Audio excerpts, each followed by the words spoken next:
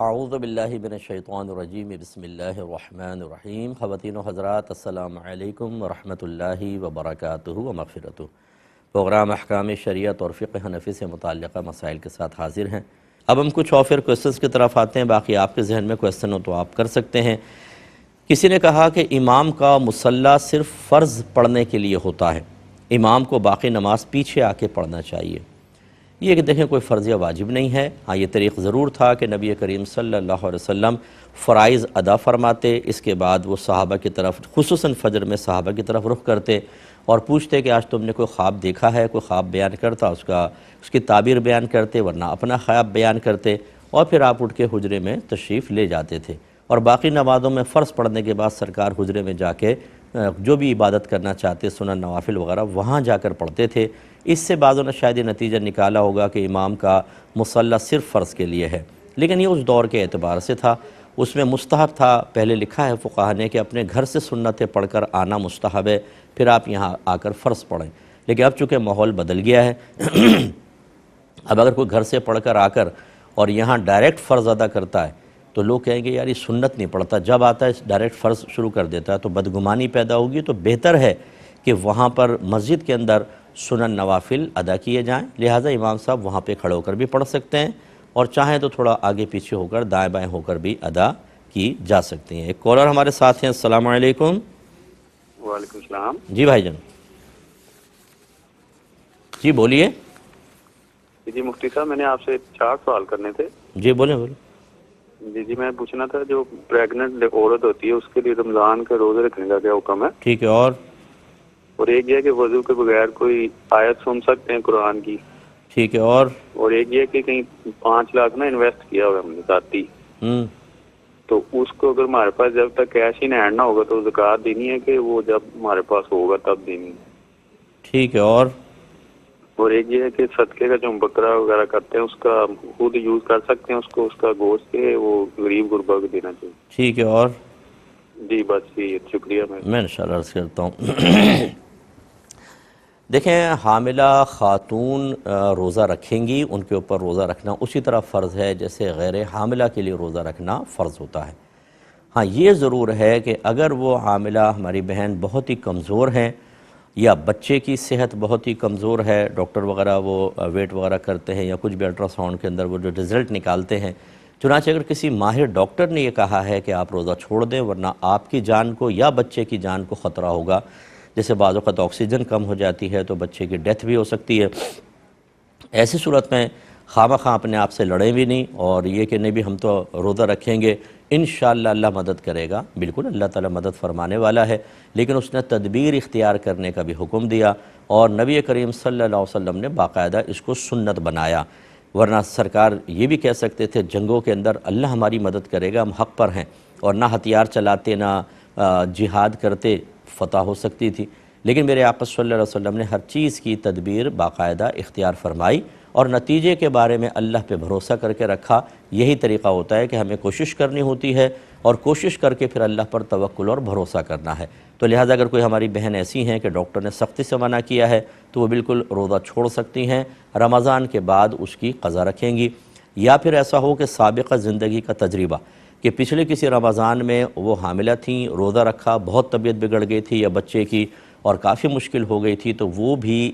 موجودہ رمضان کے روزہ چھوڑنے کے لیے ایک دلیل بن سکتا ہے، یا موجودہ مشاہدہ ہو، نہ ڈاکٹر نے کہا نہ سابقہ تجربہ ہے، لیکن روزہ رکھا تو بہت حالت خراب ہو گئی، اور مطلب یہ کہ بالکل بے ہوش سی ہو گئیں، اور زیادہ نقصان کا کوئی اندیشہ ہوا، تو پھر وہ روزہ توڑ سکتی ہیں، اور یہ پھر اگلے روزے چھوڑنے کے لیے شرعی طور پر عذر بن سکتا ہے۔ لہذا معلوم ہوا اگر ڈاکٹر نے نہیں کہا، کوئی سابقہ تجربہ میں نہیں ہے، بہن نے روزہ رکھا، ماشاءاللہ پورا دن بڑے آرام سے گزر گیا، تو ان کو بالکل روزہ رکھنا فرض رہے گا۔ قرآن پاک کی آیت سننے کے لیے باوضو ہی نہیں، حالت جنابت سے باہر ہونا بھی لازم نہیں ہے، یعنی جنبی شخص قرآن سن سکتا ہے، بے وضو آدمی قرآن سن سکتا ہے، اس میں کوئی مسئلہ نہیں ہے۔ چھونے یا پڑھنے کے اندر پرابلم ہو سکتا ہے کہ باوضو آدمی چھو نہیں سکتا، زبان سے پڑھ سکتا ہے، اور حالت جنابت میں جو شخص ہے وہ نہ چھو سکتا ہے نہ زبان سے پڑھ سکتا ہے، یہ سب ترتیب ذہن میں رکھیں۔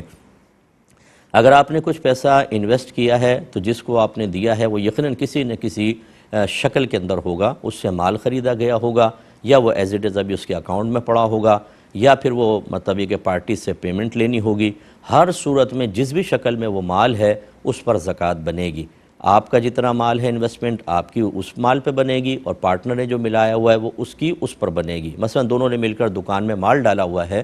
تو کل مال کی مالیت نکالیں گے، پھر دیکھیں گے آپ کا مال کتنے پرسنٹ ہے، اس کا کتنا ہے، یعنی انویسٹمنٹ کتنے پرسنٹ ہے۔ مثال کے طور پہ 50% ہے تو بس آدھے مال پر آپ کے اوپر زکوٰۃ بنے گی، آدھی ان کی، یعنی ٹوٹل اس مال پہلے مالیت نکال لیں، پھر اس کی زکوٰۃ نکال لیں، اس کو آدھا آدھا ڈیوائیڈ کر لیں، آدھا یہ دیں گے اور آدھا یہ دیں گے۔ اللہ تعالی ہمیں سمجھنے کی توفیق عطا فرمائے۔ مختصر بریک لیں گے، ہمیں یقین ہے آپ ہمارے ساتھ ہی رہیں گے۔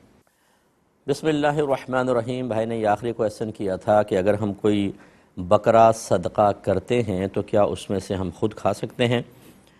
دیکھیں، جب صدقہ کیا جائے نا تو اس کا مطلب ہوتا ہے آپ اللہ تبارک و تعالیٰ کے راہ میں دے رہے ہیں، تو لہٰذا اس میں سے خود نہیں کھانا چاہیے، وہ پھر غریبوں کے اندر تقسیم کر دینا چاہیے۔ ہاں، ایک ہوتا ہے کہ آپ نے ویسے ہی گفٹ کیا کسی کو کوئی جانور اور اس نے پکا لیا، تو تحفے کے اندر بھی صدقے کا پہلو ہوتا ہے کہ صدقے کا مطلب ہوتا ہے ثواب کی نیت سے اللہ تعالیٰ کی بارگاہ میں کچھ خرچ کرنا، تو اس تحفے میں سے آپ لے سکتے ہیں۔ لیکن جو ایک ہم خالصتاً اللہ کے لیے کہتے ہیں کہ اللہ تعالیٰ تیرے لیے میں صدقہ کر رہا ہوں، غریبوں میں تقسیم کر رہا ہوں، تو اس سے اپنا حصہ بالکل نکال لینا چاہیے اور تمام تر تقسیم ہی کرنا چاہیے۔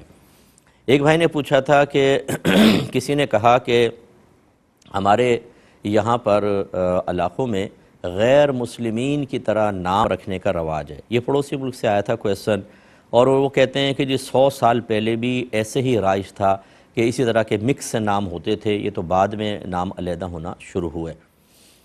دیکھیں، اس طرح کے نام رکھنا کہ مسلمان کا نام سن کر اگر کوئی اور اس میں دینی شناخت نہ ہو تو معاذ اللہ اس کے بارے میں گمان ہو کہ شاید یہ کافر ہے، شریعت اس کو شدت کے ساتھ ناپسند کرتی ہے۔ ایسا کوئی بھی طرز عمل اختیار کرنا جس کو دیکھنے کے بعد مومن کے بارے میں دل میں بدگمانی پیدا ہو، شریعت اس کو سختی سے منع کرتی ہے۔ اسی لیے غیر مسلمین کے مذہبی شعار یا ایسی کوئی قومی علامت جو ان قوم کے ساتھ خاص ہو، مسلمان کو اختیار کرنا مکروہ ہوتا ہے، اور سخت مکروہ ہے کہ اس کو مسلمان کو دیکھ کر گمان ہوگا شاید یہ کافر ہے۔ تو اسی طریقے سے پھر نام کا مسئلہ ہے کہ اگر نام اس طرح کے رکھے جائیں کہ اگر ظاہری کوئی شناخت نہیں ہو، جیسے آج کل ہمارے مسلمان بے عمل ہیں اور مطلب لباس بھی بعض اوقات ایسے ہی پہنا ہوتا ہے اور نہ نماز پڑھتے ہیں نہ کچھ، اب کسی جگہ جا کے اگر اپنا تعارف کروائے گا اور لوگ اس کو نہیں جانتے کہ یہ مسلم ہے جب تک پوچھے نہیں، تو وہ یہ گمان کر سکتے ہیں کہ یہ کافر ہے، اور اس طرح ہرگز نہیں کرنا چاہیے۔ اسی لیے میرے آقا صلی اللہ علیہ وسلم کے فرمان عالی شان موجود ہیں۔ سرکار نے فرمایا کہ انبیاء علیہم السلام کے نام پر نام رکھو، ایک روایت میں فرمایا کہ اچھوں کے نام پہ نام رکھو، ایک جگہ فرمایا کہ عبداللہ اور عبد الرحمن بہت اچھے ناموں میں سے ہیں۔ تو اچھے نام رکھنے کا مطلب اسلامی نام ہے، ہمارے ہر طرز عمل سے، ہمارے ہر جو ظاہری علامت جس سے ہم پہچانے جاتے ہیں وہ اسلام کی شناخت اور پہچان کا ذریعہ بھی ہونی چاہیے۔ اس لیے ہمارا ظاہری گیٹ اپ بھی ایسا ہونا چاہیے کہ جو ہمیں دور سے بھی دیکھ لے تو کہے مسلمان آ رہا ہے، ہم اپنا تعارف کروائیں تو مسلمانوں والا ہی ہونا چاہیے، لفظ بھی مطلب نام بھی ایسے ہونے چاہیے کہ اس سے یہ گمان نہ ہو کہ خدا نخواستہ یہ کوئی غیر مسلم ہے بلکہ مسلمان۔ اور پھر وہ شعار اسلامی ہمیں اختیار کرنا، مسجد میں آنا، باقاعدہ نماز پڑھنا، اس کے علاوہ اور دیگر امور جو دور سے دیکھنے میں مسلمانوں کی ظاہری علامت بنتے ہوں ان کو اختیار کر کے رکھنا، یہ بہت اچھی چیز ہے اور یہی صحابہ کرام کا طریق رہا ہے۔ لہٰذا اس طرح اگر 100 سال پہلے ایسی ہوتا تھا تو کیا مطلب ہے کہ 100 سال پہلے اگر خدا نخواستہ شرک و کفر ہوتا تھا تو وہ ہم کریں گے؟ 1500 سال پہلے کو دیکھ لے کہ میرے آقا صلی اللہ علیہ وسلم نے کیا ارشاد فرمایا۔ یہ کہتے ہیں کہ چلے پہلے کال لیتے ہیں۔ السلام علیکم۔ وعلیکم السلام ورحمۃ اللہ وبرکاتہ۔ جی بہن۔ جی، میرا کوشچن یہ ہے کہ ایک شخص ہے وہ اس کو پے ملتی ہے تو اس میں سے 2500 روپے وہ صدقہ کرتا ہے، تو اس کا کہنا ہے کہ اگر میں یہ پیسے مطلب اکٹھے جمع کر لوں 2-3 مہینے کے بعد کسی درس والے بچے ہوتے ہیں ان کو کھانا کھلا دوں تو ایسا میں کر سکتا ہوں؟ جی، اور ایک کوشچن یہ ہے کہ نماز پڑھتے ہوئے قاعدہ اولا اگر بندہ بھول جائے اور تیسری وقت پڑھ لے تو کیا اس میں کیا شرعی حکم ہوں؟ ٹھیک ہے، اور جی شکریہ۔ میں عرض کرتا ہوں دیکھیں دونوں طریقے بالکل ٹھیک ہیں. اگر وہ شخص منتھلی تھوڑا تھوڑا دیتا ہے تب بھی ٹھیک ہے، اور اگر وہ چاہتا ہے کہ میں اس کو جمع کر کے ایک بڑی خدمت کروں، کسی ادارے میں دیں، یا وہاں کے جو غریب بچے ہیں ان کو میں دیگیں پکا کے کھانا کھلا دوں یا اور ان کی مالی امداد کر دوں، تو شریعت اس سے بھی منع نہیں کرتی ہے. دونوں طریقے اختیار کر سکتے ہیں. ایک یہ کہ اگر نماز میں قاعدہ اولیٰ نکل جائے، اگر یہ فرض ہے اور قاعدہ اولیٰ نکل گیا تو بس پھر آپ آگے کنٹینیو رکھیں اور آپ کو آخر میں سجدہ سہو کرنا ہوگا. اور اگر یہ سنن یا نوافل ہیں تو اس کا ہر قاعدہ اخیرہ ہی ہوتا ہے. سمجھ لیجئے اگر آپ 4 پڑھ رہی ہیں اور 2 کے بعد آپ تیسری تک پہنچ گئیں تو بہتر ہے کہ واپس آ جائیں اور اس کو تحیات پڑھیں اور آخر میں سجدہ سہو کریں. اور اگر آپ نے کنٹینیو رکھا تو پھر آخر میں آپ سجدہ سہو کر لیں، لیکن یہ 4 کاؤنٹ نہیں ہوں گی، 2 کاؤنٹ ہوں گی. ٹھیک ہے، تو یہ ذرا ذہن میں رکھیے مسائل. ایک انہوں نے پوچھا کہ میں اپنی بیٹی کا نام سیما رکھنا چاہتا ہوں، تو بعض نے منع کیا ہے کہ انہوں نے کہا کہ یہ غیر مسلمز کے ہاں معروف نام ہے، تو کیا حکم شرع ہوگا؟ دیکھیں ہو سکتا ہے کہ جس شخص نے یہ بات کہی اس کے اطراف میں یہ معمول ہو کہ وہاں غیر مسلم ایسا کرتے ہیں، لیکن جب آپ تھوڑا سا اپر لیول پر آئیں گے یا تھوڑا سا اپنی نظر میں وسعت پیدا کریں گے تو آپ دیکھیں گے کہ یہ ایسا نہیں ہے کہ اس نام کو سننے کے بعد انتقال ذہن غیر مسلمین کی طرف ہو. بکثرت مسلمانوں کے ہاں یہ نام رائج ہے، ہماری بچیوں کے نام، ہماری بہنوں کے نام یہ ہیں، تو لہٰذا اس میں شرعاً کوئی حرج نہیں ہے، آپ رکھ سکتے ہیں. یہ کہتے ہیں کہ کتابوں میں احادیث میں بعض اشخاص کے بارے میں ہے کہ وہ دوزخ میں ہوں گے، بعض کے بارے میں ہے وہ جنت میں ہوں گے، اور بعض کے بارے میں جیسے بتایا جاتا ہے بھی ایک شخص ہوگا محشر میں ایسا ہوگا، تو کیا وہ ہم میں سے بھی کوئی ہو سکتا ہے؟ جی بالکل ہو سکتا ہے کہ اگر خدا نخواستہ اگر کوئی شخص جہنم میں کسی شخص کا ذکر کیا گیا کافر کا، تو ایک مسلمان کو اس کو پڑھتے ہوئے خوف ضرور محسوس کرنا چاہیے کہ اللہ نہ کرے یہ بھی ہو سکتا ہے کہ ہم اگر غفلت اختیار کریں گے، ہم علم دین نہ سیکھیں، ہم قرآن و حدیث سے اپنا رابطہ منقطع کر دیں، غلط قسم کے لوگوں کے درمیان بیٹھیں جو کفریات بکتے ہیں، بعض اوقات شریعت کا مذاق اڑاتے ہیں، یا غیر مسلمین سے بہت ہی زیادہ گہری دوستیاں کر لی گئیں کہ اب اسلام بھی برا لگنے لگا، اسلام کی پابندیاں بری لگنے لگیں، دوسرے کا مذہب اچھا لگنے لگا، یا ان کی مروت میں ان کے شاعر مذہبیہ اختیار کر لیے، مذہبی علامات یا مطلب اور کوئی کفریات اختیار کر لیں، تو یہ پاسبل ہے کہ ایک مسلمان جب مرے تو اس کو پتہ چلے کہ تمہارا ایمان ختم ہو چکا تھا اور تم کافر، تو پھر تو جو جہنم میں جس شخص کا ذکر ہے ہو سکتا ہے وہ یہ بھی ہو. اسی طرح اگر جنت کے اندر ذکر کیا گیا تو حسن ظن قائم کرنے میں کوئی حرج نہیں ہے. تو خلاصہ کلام یہ ہے کہ جن لوگوں کے ذکر کیے گئے اور ان کے نام کی نشاندہی نہیں ہے، وہ ضروری نہیں ہے کہ سرکار صلی اللہ علیہ وسلم کے زمانے اقدس سے پہلے والے ہوں، یا سرکار کے زمانے کے موجودہ لوگ ہوں، یا بعد والے. کوئی ایک چیز لازم نہیں ہے، یہ ہو سکتا ہے وہ آپ کا میرا ذکر ہو، ٹھیک ہے نا، یہ بھی پاسبل ہے. تو بالکل اچھی چیز ہو تو حسن ظن قائم کر کے اللہ کا شکر ادا کر کے ایمان کے استقامت کی دعا کرنی چاہیے. اگر کوئی حدیث میں کسی کے بارے میں برا انجام بیان ہو رہا ہے تو خوف زدہ ہو جانا چاہیے. جیسے معراج میں سرکار نے بیان فرمایا ایک شخص لیٹا ہوا تھا، ایک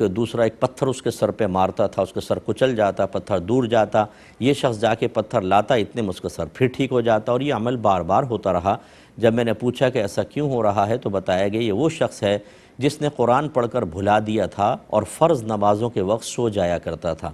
تو یہ ہو سکتا ہے کہ یہ جو بھی بے نمازی ہمیں سن رہا ہے یہ اسی کا ذکر ہو، یہ پاسبل ہے. یہ تو سرکار کو تو دکھایا گیا، یہ تو نہیں بتایا گیا کہ پچھلے زمانے کا آدمی ہے، بلکہ بعض جگہ تو یہ لفظ بھی ہے کہ آپ کی امت کا وہ شخص ہے، ایسے الفاظ بھی آئے ہیں. تو اس لیے ڈرنا چاہیے، اور بالکل یہ پاسبل ہو بھی سکتا ہے کہ جس کے جو پڑھ رہا ہے اسی کا ذکر ہو رہا ہو، لیکن چونکہ ہمیں پتہ نہیں ہوتا، اس لیے بہرحال بری چیز اگر ہے، عمل کا ذکر کیا گیا تو اپنا احتساب کر کے اس سے دور رہنے کی کوشش کریں. اچھی بات بیان ہوئی تو اپنے عمل میں زیادتی کر کے، اگر وہ عمل ہمارے پاس نہیں ہے تو اس کو اختیار کر کے اس انعام کا مستحق بننے کی کوشش کرنی چاہیے. ایک کالر مزید ہمارے ساتھ ہیں، پہلے کال لیں گے. السلام علیکم. وعلیکم السلام. جی بہن. جی مفتی صاحب میرے 2 سوالات ہیں. جی. ایک سوال میرا یہ ہے کہ کیا عورت جو ہے وہ ستیلے بیٹے کے ساتھ عمرے پہ جا سکتی ہے؟ کیا وہ اس کا محرم ہو سکتا ہے؟ ٹھیک ہے. اور دوسرا سوال میرا یہ ہے کہ یوٹیوب پہ جو ہم ولاگ بناتے ہیں، کیا ولاگ بنانا جائز ہے؟ کس چیز کے بارے میں بنانا ہے؟ کوئی بھی، یعنی کہ اپنی رہائش دکھانے کے لیے یا کچھ محلے میں کچھ چیزیں دکھانے کے لیے اگر ہم بناتے ہیں تو کیا وہ بنانا جائز؟ ٹھیک ہے میں عرض کرتا ہوں دیکھیں بالکل جو ستیلی ماں ہوتی ہے یعنی ہمارے والد کی جو منکوحاں ہیں وہ ہمارے لیے محرم ہوتی ہیں اور ان سے حرمت ابدیہ ثابت ہوتی ہے کہ اگر والد صاحب کا انتقال ہو جائے تب بھی اس خاتون سے نکاح نہیں ہو سکتا. تو چونکہ حرمت کا رشتہ قائم ہو جاتا ہے اس لیے والدہ اپنے ستیلے بیٹے کے ساتھ حج یا عمرے پر جا سکتی ہیں. پھر یہ ولاگ جو ہیں وہ چونکہ مختلف چیزوں کے بنائے جاتے ہیں، اچھے بھی ہوتے ہیں برے بھی ہوتے ہیں، تو اگر کوئی پازیٹیو ہے اور مطلب یہ کہ یعنی کوئی اچھا ثواب کا کام ہے تو پھر تو بہت ہی اچھی بات ہے، اور نہ ثواب ہے نہ گناہ ہے. جیسے بتایا بچی نے کہ محلے کے بارے میں یا جانوروں کے بارے میں بہت سارے لوگ کر لیتے ہیں، سینریز کے بارے میں، پہاڑوں کے بارے میں، تو یہ مباح کہلاتا ہے، نہ گناہ نہ ثواب. ہاں اگر اس میں کوئی ناجائز امر دکھایا جائے، اس میں کوئی گناہ کی ترغیب ہو، جیسے کہ آج کل لوگ بالکل پرواہ نہیں کر رہے ہیں صرف چند ٹکے حاصل کرنے کے لیے. اچھا بعض غیر مسلمین کر رہے ہوتے ہیں، اب ان کے ہاں تو یہ پابندیاں نہیں ہیں، لیکن مسلمان جب ان کے بارے میں سنتے ہیں کہ اس نے یہ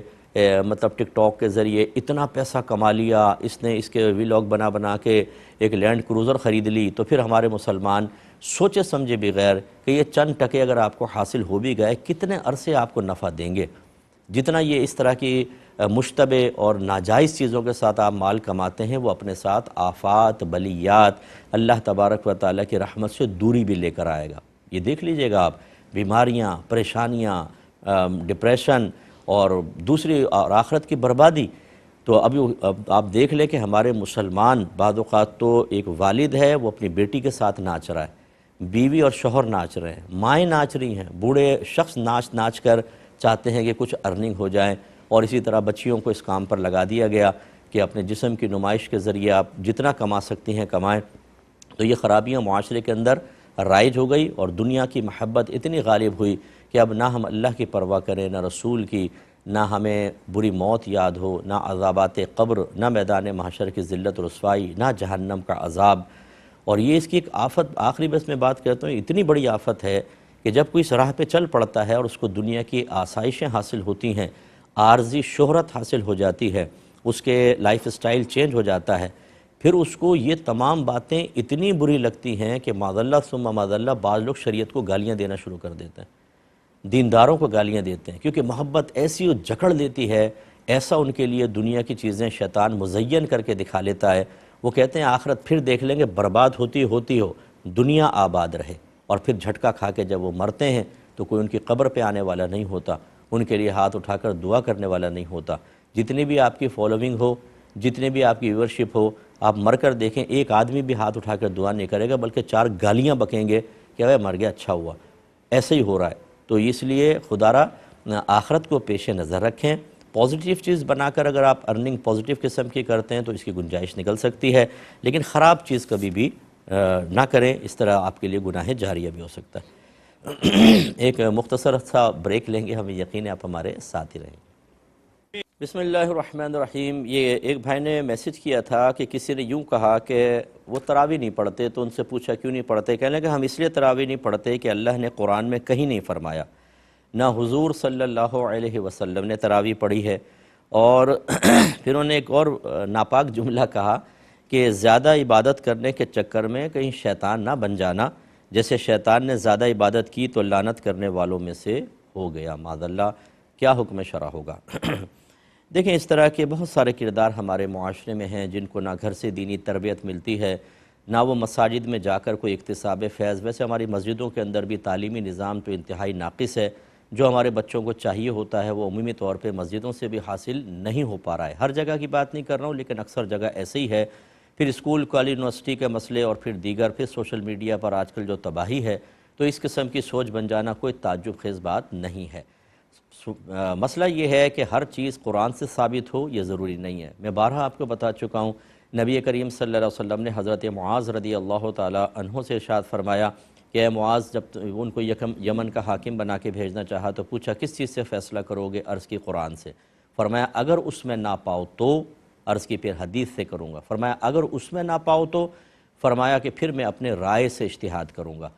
یہ اگرچہ جو سوال ہے تو عبادت کے بارے میں ہے اور وہ شرعی احکام کے بارے میں تھا، لیکن جو میں نے دلیل کے طور پہ اس کو پیش کر رہا ہوں اس کی وجہ یہ ہے کہ یہ تو واضح ہوا کہ سرکار نے فرمایا فَإِن لَمْ تَجِدْ، اگر تم قرآن میں وہ چیز نہ پاؤ تو اس کا مطلب ہے کہ ہر چیز قرآن کے اندر موجود نہیں، ہر عبادت کا ذکر قرآن میں نہیں ہوتا۔ عید کی نماز کا کہاں ہے قرآن کے اندر ذکر؟ یہ تو حدیثوں میں ہے، تو لہٰذا پھر حدیث کی طرف آتے ہیں، اور حدیث میں آپ دیکھیں گے تو بالکل نبی کریم صلی اللہ علیہ وسلم نے تراویح پڑھی ہیں، لیکن باقاعدہ رمضان کی تمام راتوں میں نہیں پڑھیں، اور اس کی وجہ خود بیان فرمائی کہ اگر میں لگاتار ہی تمہیں نماز پڑھاتا تو تم پر واجب ہو جاتی۔ اس وجہ سے مطلب یہ معاملہ ہوا، ورنہ صحابہ کرام علیہم الرضوان کو دیکھیں کہ انہوں نے باقاعدہ تراویح پڑھی، اور حضرت عمر فاروق رضی اللہ تعالیٰ عنہ کے دور میں باقاعدہ امام مقرر کر کے تراویح کی جماعت کا اہتمام کروایا گیا، جس کو دیکھ کر حضرت عمر فاروق رضی اللہ تعالیٰ عنہ نے فرمایا کہ نعمت البدعۃ ھذہ، یہ کیا ہی اچھا نیا طریقہ ہے۔ تو یہ نیا طریقہ رائج، اس کا مطلب ہے کہ صحابہ کرام علیہم الرضوان کا طرز عمل وہ چونکہ نبی کریم صلی اللہ علیہ وسلم سے دیکھ کر کرتے تھے، تو اس کا مطلب ہے کہ انہوں نے نبی کریم کو دیکھا، اس سے نتیجہ نکالا، ایک چیز کو باقاعدہ اختیار کیا، تو ہم بھی اس کو اختیار کر رہے ہیں۔ لہٰذا تراویح کا ثبوت تو ہے، اور پھر 1500 سال میں جتنی بھی بڑی بڑی حدیثوں کی کتابیں آپ دیکھ لیں، ان کے اندر کتاب التراویح کے نام سے باقاعدہ عنوانات قائم ہیں، پھر ہمارے اکابرین پڑھتے چلے آئے ہیں۔ اتنی چیزوں کے ثبوت موجود ہونے کے باوجود یہ کہنا کہ جی قرآن میں تو کہیں نہیں ہے، تو قرآن میں تو تمہارا ذکر بھی نہیں ہے، تو اس کا مطلب تمہارے وجود کا بھی انکار کر دیا جائے، تو یہ اس طرح کے جڑ ہوشیار لوگوں سے دور رہیں۔ اور پھر حضور نے نہیں پڑھی، وہ میں نے بتا دیا کہ بالکل سرکار نے پڑھی، اور صحابہ کرام ہر اس چیز کو اختیار کرتے تھے جو وہ نبی کریم صلی اللہ علیہ وسلم کو دیکھتے تھے۔ ورنہ مجھے یہ بتائیں کہ کیا صحابہ کرام اپنے پاس سے عبادات ایجاد کرنے کے اہل تھے؟ کیا ان کو اجازت تھی کہ نبی کریم نے کوئی عبادت نہیں کی تم ایجاد کر کے اور امت کے اندر رائج کر دو؟ ایسا تو نہیں ہے، وہ پہلے نبی کریم کو دیکھتے تھے پھر اختیار کرتے تھے، لہٰذا یہ خیال بھی غلط ہے۔ پھر جو آخری ایک ناپاک جملہ ہے کہ زیادہ عبادت کے چکر میں نہ رہو ورنہ کہیں شیطان نہ بن جانا، کیونکہ شیطان زیادہ عبادت کی وجہ سے لعنت کا مستحق ہوا، بالکل نہیں، غلط خیال ہے۔ شیطان تو زیادہ عبادت اور علم کی وجہ سے بہت بڑا مقام و مرتبہ حاصل کر چکا تھا، اسے کیوں زمین سے آسمان کے اوپر لے کر گئے؟ ورنہ جنات کا تو قتل عام کا حکم دیا تھا، ان کی سرکشی بڑھ گئی تھی، لیکن چونکہ یہ موحد تھا، یہ عبادت گزار تھا، اس وجہ سے اللہ تعالیٰ نے اس کو مقام و مرتبہ دیا۔ اس کے راندہ درگاہ ہونے کا سبب اس کی کثرت عبادات نہیں تھی، بلکہ اللہ تبارک و تعالیٰ کے حکم کی نافرمانی، ایک نبی کی تعظیم نہ کرنا، علم کی توہین کرنا، یہ چیز سبب تھی، اور یہ صاحب جو ہیں یہ انہی تمام کاموں کے اندر مشغول ہیں، لہٰذا یہ استدلال بھی بالکل غلط ہے۔ زیادہ عبادت سے تو شیطان لعنت کا مستحق نہیں ہوا تھا، اس لیے اس قسم کے لوگوں کے ساتھ ہرگز نہ بیٹھیں۔ ویسے میری ہمدردی ان کے ساتھ ہے، میں مطلب یہ نہیں ہے کہ ہم ان کو دھتکار دیں گے، کوشش کریں گے کہ ان کے ذہن سے بھی یہ غلط خیالات نکلیں، یہ توبہ کریں، نادم ہوں، اور جس طرح اس طرح کے جملے کہہ کے شیطان کی مدد کی تھی اور لوگوں کو گمراہ کیا تھا، اب اس کے جسٹ اپوزٹ عمل کریں کہ شیطان کے دشمن بن جائیں اور لوگوں کو زیادہ سے زیادہ دین کی طرف مائل کریں تاکہ ان کے لیے آخرت میں بہتری کا سامان ہو۔ یہ کہتے ہیں کہ آج کل لوگ اپنے بچوں کے نام ڈراموں کے کردار پر رکھ رہے ہیں، اس کے بارے میں کیا حکم شرع ہوگا؟ دیکھیں، ڈراموں کے اندر اگر کرداروں کے نام اچھے ہیں تو وہ تو کوئی منع نہیں ہوتا، اصل تو تعلیم ہماری یہی ہے کہ اسلامی نام رکھے جائیں۔ جب ہم اسلامی کا لفظ کہتے ہیں تو مراد یہ ہے کہ اکابرین کے نام پر، ورنہ بہت سارے ایسے ہوتے ہیں جو مسلمانوں میں نام رائج ہیں لیکن اکابرین میں سے کسی کا ویسا نام نہیں تھا، ہم اس کو غیر اسلامی نہیں کہہ سکتے، لیکن اسلام کی طرف جب ہم منسوب کرتے ہیں تو مراد ہماری یہ ہوتی ہے کہ ہمارے بزرگوں کے ناموں میں سے کوئی نام ہو۔ تو اس لیے اگر ڈراموں کے کردار کے نام ایسے ہی ہیں پھر تو ٹھیک ہے، اور اگر بالکل اوٹ پٹانگ قسم کے ہیں، نئے نئے انفرادی نام جن کے کوئی مفہوم بھی ٹھیک نہیں ہیں، یا کسی فرض کر لیں زبان کا لفظ ہے کہ اس میں مفہوم اچھا بنتا ہے لیکن پھر بھی ایک اسلامی تشخص جو ہمارا قائم ہے کہ ایک نام جو ہے وہ ہمارا تعلق ہمارے اکابرین سے ملا دیتا ہے۔ اگر آپ کسی کا نام فاطمہ رکھتے ہیں، میں نے اپنے پوتے کا نام محمد حسن رکھا تھا، اس کا انتقال ہو گیا تو محمد حسن نام رکھا تھا، اب اگر اس کو پکاریں محمد حسن، محمد سے بھی انتقال ذہن نبی کریم کی طرف، اور حسن حضرت امام حسن رضی اللہ تعالیٰ عنہ کی طرف ذہن جائے گا، تو اکابرین سے تعلق ہمارا قائم رہے گا۔ جب ہم یہ نئے نئے نام رکھ رہے ہیں نا، جتنے والدین مجھے سن رہے ہیں، ایک وقت آئے گا آپ کے گھر کے اندر ناموں سے بھی پتہ نہیں چلے گا کہ یہ غیر مسلمین کا گھر ہے کہ مسلمانوں کا، اور اس کا نتیجہ یہ نکلتا ہے کہ جب ہم اس طرح جدت پسند ہو جاتے ہیں تو آپ کی آنے والی تیسری اور چوتھی نسل دین سے مزید بیزار ہو کر، آپ میں نہیں کہہ رہا ہوں کہ آپ بیزار ہیں معاذ اللہ، لیکن یہ ایک اثرات مرتب کرتے ہیں، اور پھر یوں ہوگا کہ دینی تمام پابندیوں، دینی شناخت اور علامت کو وہ ختم کرتے چلے جائیں گے، تو کوئی بعید نہیں کہ یہ لفظ میرا بالکل ٹھیک ہو جائے کہ پھر بیزاریت پیدا ہوگی، اور پھر یہ آدمی بالکل اپنے اسلامی تشخص کو کھو دے گا، اور پھر ایک رزلٹ یہ نکلے گا جو بہت سے والدین رو رو کے مجھے بتا رہے ہیں کہ مفتی صاحب ہمارے بچے کہتے ہیں کہ مذہب کوئی ضروری نہیں ہے، تمام مذاہب ٹھیک ہیں، بس صحیح ہے، سب صحیح ہیں، ہم تو اس کے پاس بھی جائیں گے، ان کی عبادات بھی کریں گے، فلاں بھی۔ حالانکہ اللہ تعالیٰ فرماتا ہے ان الدین عند اللہ الاسلام، بے شک دین تو اللہ کے نزدیک فقط اسلام ہے، یعنی یہ اللہ کا پسندیدہ دین ہے، اسی پر قائم رہنا ہے، باقی تباہی ہے۔ اور ہم اپنے ہاتھوں سے خالی منفرد بننے کے لیے، تاکہ مہمان آ کے پوچھے اچھا یہ نام رکھا ہے، بھائی بڑا یونیک نام رکھا ہے، ہم اپنے قولر ٹھیک کرنا شروع کر دیتے ہیں، جیسے بہت بڑا کمال کیا ہے۔ نبی کی بات نہ ماننے میں کوئی مسئلہ نہیں ہے، اس میں کوئی ہمیں فخر محسوس نہیں ہوتا کہ نبی کی بات مان لیں، اس کو رد کرنے میں کوئی مسئلہ نہیں ہے، بس ہماری تعریف ہونی چاہیے، اور ہمارا بچہ ان ناموں کی برکات سے محروم ہو، کوئی مسئلہ نہیں ہے۔ اس کا نتیجہ آپ دیکھیے گا، میری بات آپ مطلب برا محسوس نہیں کیجیے گا، لیکن اور نہ میں کیا چاہتا ہوں کہ خدا نہ خواستہ کوئی منفی اثرات مرتب ضرور ہوں، یہ بھی میری تمنا نہیں ہے، لیکن میں اس معاشرے کا انسان ہوں، اور میں یہ دیکھ رہا ہوں کہ یہ جو نام ہم بدل دیتے ہیں، تشخص ختم کر دیتے ہیں، اس کے کیا منفی اثرات شخصیات پر، نفسیات پر، اور اس کے علاوہ ہمارے طرز عمل پر قائم ہو رہے ہیں۔ کیا اس سے ہمارے بچے، ہم تھوڑا سا بیزار نہیں ہوتے لیکن ہٹتے ہیں، وہ بیزار ہو کر ہٹیں گے، اور چوتھی نسل ان کی کیا بنے گی یہ آپ خود سوچ لیں۔ ایسا نہ ہو کہ میدان معاشر میں آپ کی آنے والی نسلیں آپ کی نگاہوں کے سامنے قابل گرفت ہو رہی ہوں، تو پھر یہ جدت پسندی ہمارے لیے کوئی نافع نہیں ہوگی، اور وہاں پچھتانے کا بھی کوئی فائدہ نہیں ہوگا۔ پھر یہ کہتے ہیں کہ کیا کسی غیر مسلم پنڈت سے مسلمان بچے کو قرآن پڑھایا جا سکتا ہے؟ پھر وضاحت کرتے ہوئے کہتے ہیں کہ ایک اسکول ٹیچر ہیں ہمارے یہاں، تو وہ مطلب بچوں کو قرآن پڑھاتے ہیں، ان کے قرآن بہت اچھا ہے۔ دیکھیں ہمارا مشورہ یہ ہے کہ دو چیزیں ہوتی ہیں، ایک تو یہ کہ جیسے اسلامیات کا ٹیچر رکھ دیا، کوئی مذہبی ٹیچر ہے اور وہ غیر مسلم رکھ دیا گیا، یہ بھی ہو رہا ہے بعض جگہ پر، غیر یہ ہمارے ملک کا مسئلہ نہیں ہے، پڑوسی ملک کا ہے، اور وہاں پر سلیبس کے اندر ایک ایسی چیز رکھ دی گئی ہے کہ وہ ٹیچر پڑھا رہا ہے، اب وہ بچوں کو پڑھنا ایک مجبوری ہے کہ وہ اسی سے پڑھنا پڑے گا، یہ تو ایک الگ صورت ہو گئی۔ اس میں بھی بچوں کو مطلب اپنے گھر میں یہ تمام تفریقات وغیرہ سمجھائی جائیں، اور اسلام کی تعلیمات، اسلام کی پابندیاں اور اس کی قیودات، ہمارے عقائد حقہ، یہ بچے کو آہستہ آہستہ بتائے جائیں تاکہ کسی کے منفی اثرات مرتب نہ ہو سکیں۔ اور دوسری صورتحال یہ ہے کہ ایسا کچھ بھی نہیں ہے، اس نے آفر کی ہے کہ اگر چاہو تو پڑھو، تو پھر بالکل نہ کریں، کیونکہ جب انسان کسی کو اپنا استاد مانتا ہے، چاہے کوئی پازیٹیو چیز ہی سیکھ رہا ہو، تو پھر نفسیاتی طور پہ انسان اس سے اٹیچ ہو جاتا ہے اور اس کی باتوں کو قبول کرتا ہے، اور اس کی باتوں کو، بلکہ آپ نے دیکھا ہوگا بہت سے والدین میری بات کی تائید کریں گے کہ ہم گھر میں بچوں کو کوئی بات سمجھاتے ہیں اور ایک اسکول ٹیچر کوئی بات کہتی ہیں، تو بچے اسکول ٹیچر کی بات کو ماں باپ کی بات پر بھی فوقیت دیتے ہیں، نہیں میرے ٹیچر نے ایسا کہا ہے، اتنے اثرات مرتب ہوتے ہیں۔ اور پھر خدا نخواستہ معاملہ جب ایمان اور کفر کا ہو اور انسان کسی ایسے سے عقیدت قائم کر لے کہ وہ اگر برین واشنگ کر دے گا تو بچہ اسلام سے ہی باہر نکل جائے، تو یہ بہت ہی خطرناک صورتحال ہوگی۔ تو میرا مشورہ یہ ہوگا کہ صرف مسلمان ٹیچر سے پڑھائیں، کیونکہ یہ قرآن کا معاملہ ہے، یہ عقیدت کا معاملہ ہے، اس لیے اس میں ذرا احتیاط ضروری ہے۔ ایک وکیل صاحب نے مسئلہ پوچھا تھا، کہتے ہیں کہ ہمارے پاس طلاق کے کیسز آتے ہیں، تو اگر ہم طلاق کروا دیں